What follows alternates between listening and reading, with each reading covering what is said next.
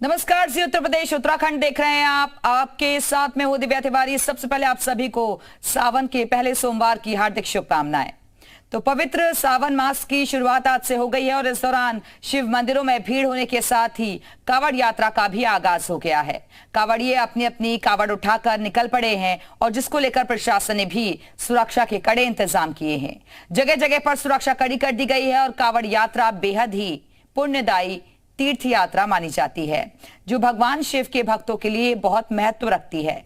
ये यात्रा आमतौर पर सावन के पहले दिन शुरू होती है और इस साल इसकी शुरुआत आज यानी कि सोमवार से हो रही है, जो अपने आप में बेहद शुभ है। इस आध्यात्मिक यात्रा में गंगा नदी से पवित्र जल लाना, शिव मंदिरों मुख्य रूप से बैद्यनाथ झारखंड और हरिद्वार उत्तराखंड के मंदिर में चढ़ाना शामिल है। हालांकि आप किसी भी शिव धाम जाकर ये दिव्य यात्रा पूर्ण कर सकते हैं। कावड़ यात्रा सिर्फ एक तीर्थ यात्रा से कहीं अधिक है। ये आस्था, भक्ति और तपस्या की यात्रा है।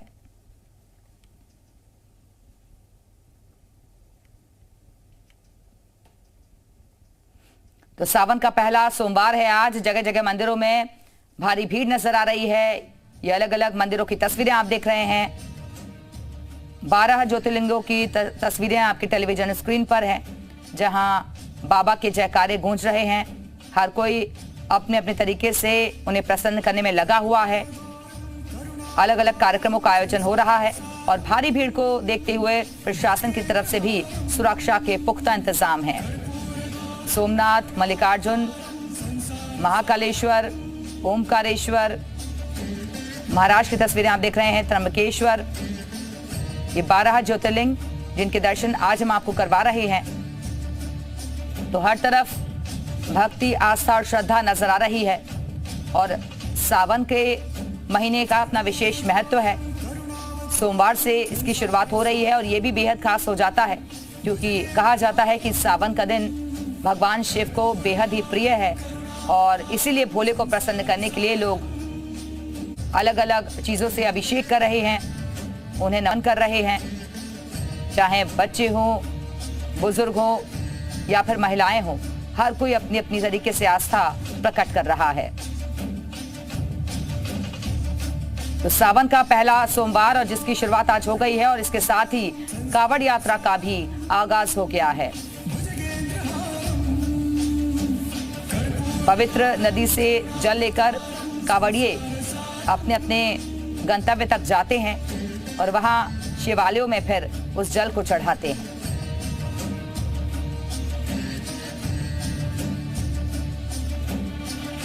और ऐसी ही अद्भुत तस्वीर दिखाने के लिए इस वक्त मनीष हमारे सहयोगी जुड़े हुए हैं। मनीष, आप कहां पर मौजूद हैं और वहां कैसी भक्ति, श्रद्धा आपको नजर आ रही है?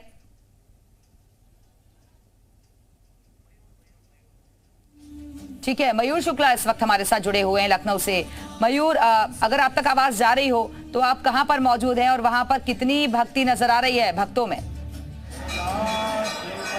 बिल्कुल, देखिए, पावन महीने सावन की शुरुआत आज से हो चुकी है और सावन का आज पहला सोमवार है और सोमवार के दिन जो शिवालय हैं उसमें हज़ारों लाखों की संख्या में भक्त दर्शन करने आते हैं।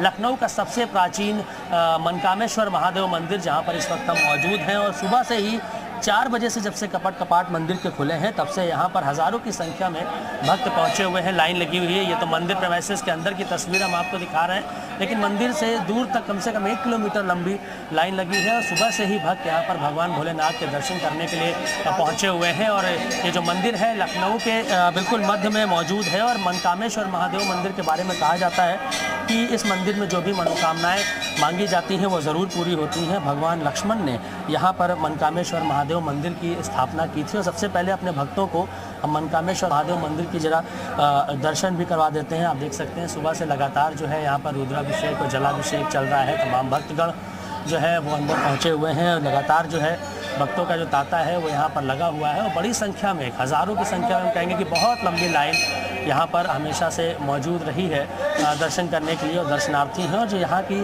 मुख्य महंत हैं उनसे भी हम बात करेंगे, जानेंगे कि महत्व इस मंदिर का क्या है और किस तरीके से यहाँ पर हर साल बड़ी संख्या में, चाहे सावन हो या फिर नॉर्मल दिनों में भी यहाँ पर अच्छी खासी भीड़ जो है वो रहती है। महंत देवयागिरी जी इस वक्त हमारे साथ हैं।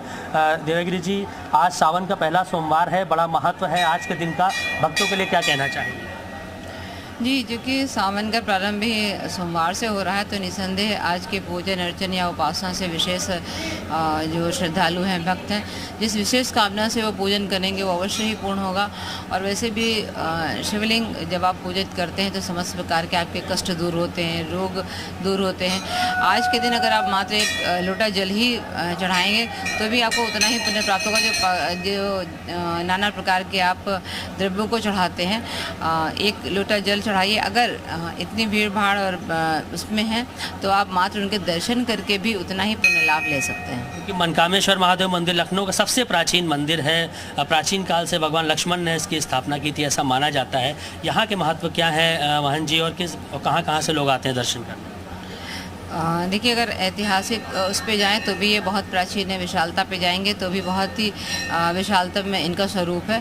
तो जो भी मन में आपकी इच्छाएं हैं या कामनाएं हैं वो रख के अगर सावन के सोमवार में या इसमें जो प्रदोष पड़ते हैं उस काल में, अगर त्रयोदशी की तिथि में भी आप आके आरती दर्शन करते हैं तो आपका मनोकामना अवश्य पूर्ण होती है। और जैसे नाम से ही स्पष्ट है कि मन कामेश्वर जो मन की इच्छाओं को पूर्ण कर दे आपके बगैर कहे, तो आके आप दर्शन करें और पुण्य लाभ लें। हाँ, एक आग्रह रहेगा, क्योंकि प्रथम दिन है और सोमवार सावन से ही आज प्रारंभ हो रहा है, तो भीड़ अत्यधिक होगी।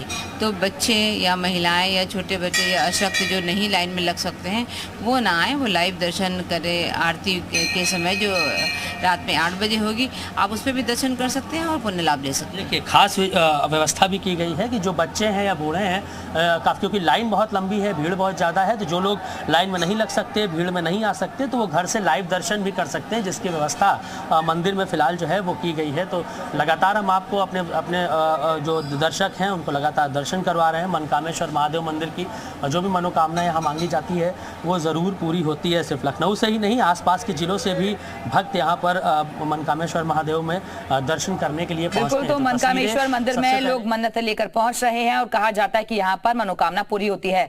मयूर, आप बनी रहिएगा, वापस आएंगे आपके पास। दिनेश मिश्रा